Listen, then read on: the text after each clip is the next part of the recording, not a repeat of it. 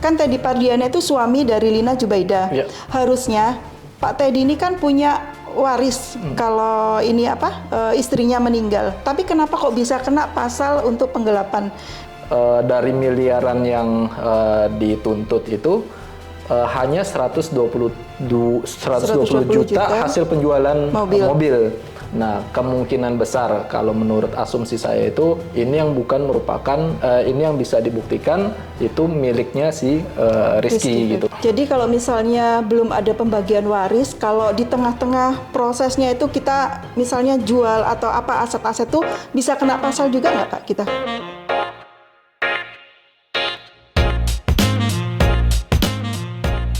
Assalamualaikum warahmatullahi wabarakatuh. Jumpa lagi sahabat Halo Pengacara. Kali ini kita bertemu lagi dengan Bapak Hari Kurniawan, salah satu lawyer dari SNH Law Office. Jangan lupa sebelum kita lanjutkan bincang-bincang kita kali ini, share, like, and comment di podcast kita kali ini ya. Selamat sore Pak Hari Kurniawan. Sehat ya Pak ya? Sehat Bu.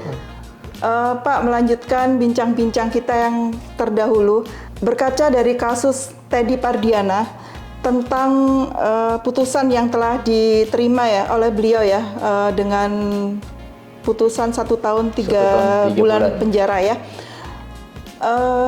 Kalau kita lihat dari kasusnya Pak ya, kan Teddy Pardiana itu suami dari Lina Jubaida. Ya. Harusnya Pak Teddy ini kan punya waris kalau ini istrinya meninggal. Tapi kenapa kok bisa kena pasal untuk penggelapan dari mobil yang dijual itu Pak? Iya, terima kasih Bu. Sehat ya Bu ya? Alhamdulillah sehat. Iya, sebetulnya gini, bisa jadi kan memang setiap orang yang meninggal itu meninggalkan harta warisan kalau misalkan ada gitu. Yeah. Maka itu menjadi bendel waris. Nah, terkait dengan dia ada perjanjian nikah atau tidak, itu waris tetap warisan gitu. Yeah. Dia tetap berhak atas warisannya gitu. Nah, mungkin kan sebetulnya dia dituduhnya itu banyak ya, hampir berapa miliar gitu ya kalau nggak salah ya. Nah, sebetulnya yang itu tuh tidak tidak dapat dibuktikan gitu. Di pengadilan ya Pak ya? Nah, yang menariknya itu sebetulnya kalau asumsi saya itu dari miliaran yang dituntut itu hanya 120 juta hasil penjualan mobil. Nah, kemungkinan besar kalau menurut asumsi saya itu ini yang bukan merupakan ini yang bisa dibuktikan itu miliknya si Rizky gitu. Makanya dia kena hukuman itu. Tapi kalau misalkan melihat harta yang dituntut itu ya bisa jadi itu merupakan bendel waris gitu yang memang belum dibagi atau bagaimana gitu. Jadi kalau misalnya belum ada pembagian waris, kalau di tengah-tengah prosesnya itu kita misalnya jual atau apa aset-aset itu bisa kena pasal juga nggak Pak kita? Ya, misalnya kita bisa membuktikan nih. Selama bisa dibuktikan ya bisa ya. Tetap kena ya? Iya. Tidak terikat dengan waktu berapa lama, pokoknya selama itu belum dibagi sesuai dengan putusan pengadilan. Iya betul. Bisa kena ya. Karena memang kan bendel waris itu ya pasti ada ahli warisnya. Ahli warisnya bukan hanya satu orang, tapi harus sebelum dibagi ya harusnya masuk bagian dari bendel waris itu. Dan tidak boleh dialihkan ya kepada orang lain gitu. Ya, ini kan menariknya di sini Pak, dari aset-aset yang tidak bisa dibuktikan yang miliaran itu.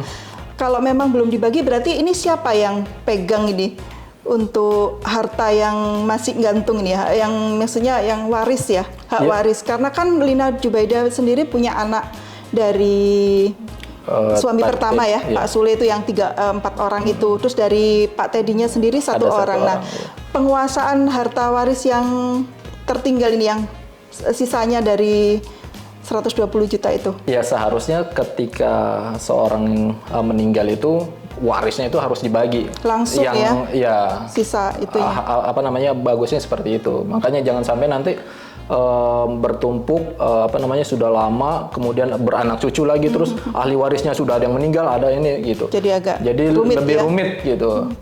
Karya status yang kemarin juga sedang viral juga tuh yang Tamara Brzezinski ya kalau nggak salah ya.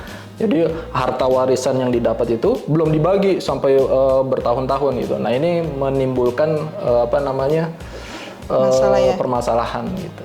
Jadi seberapa ini Pak, seberapa kuat sih, karena kalau menurut kalau kita sebagai Muslim kan berarti kita ke hukum Islam ya, Iya. itu wewenangnya siapa? Pengadilan untuk pembagian berapa persen Kalau pembagian itu kan sudah ditentukan di Al-Quran kalau nggak Iya, salah. jadi dengan putusan pengadilan. Iya, nanti kalau misalkan memang sebetulnya yang baik itu dibagi tanpa putusan pengadilan, karena kalau misalkan dia tahu Kekeluargaan lah ya. kekeluargaan maksudnya tetap harus sesuai dengan tuntutan Iya, Al-Quran kan ya. Nah, kalau memang ada yang tidak sepakat, baru itu nanti bisa minta ke penetapan di pengadilan. Terima kasih Pak Hari atas informasinya, penjelasannya. Demikian Sobat Halo Pengacara, mudah-mudahan kita dijauhkan dari masalah waris-waris yang bersengketa ini ya. Semangat sehat. Assalamualaikum warahmatullahi wabarakatuh.